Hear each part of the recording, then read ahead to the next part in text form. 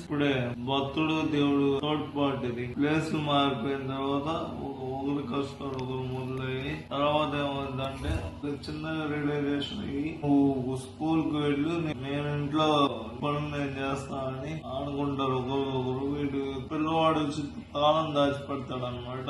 ఇంకా అప్పటి నుంచి మొదలవుతాయి. నేను స్కూల్ కు వెళ్ళానంటే నువ్వు నన్ను మా మాస్టర్ గా చెప్పి అట్లా బలవంతంగా పంపించావంటే నేను స్కూల్ కి ఏం చేయాలి అంటే సూరయ్య నువ్వేం చేస్తావో నాకు తెలీదు, నువ్వు ఇంకా పెద్దవాడు కదా, నీకు చిన్నవాడు కదా, నీకు బాగానే వచ్చేస్తాయి, నీకు ఇబ్బంది లేదు, నీకు అన్ని బాగానే వచ్చేస్తాయి, బాగానే చదువుకుంటావు అది ఇది అని చెప్పి చెప్తానమాట. ఇంకా చేసేదేమో లేక అట్లా స్కూల్ కు వెళ్దామని కిందకి వెళ్తాడు. స్కూల్ కు వెళ్దామని కిందకి వెళ్తే తర్వాత ఏమవుతుందంటే ఇప్పుడు వంట మనిషి చెప్పు అడుగుద్ది అనమాట. నువ్వు ఏమైనా తింటావో బాబు అని అడుగుద్ది. ఎన్నిసార్లు పెడతావు అక్క ఏదో అంటాడు. నోరు మూసుకోవాలి, నువ్వు నన్ను అంత మాట అంటావా అని కోప్పడుద్ది.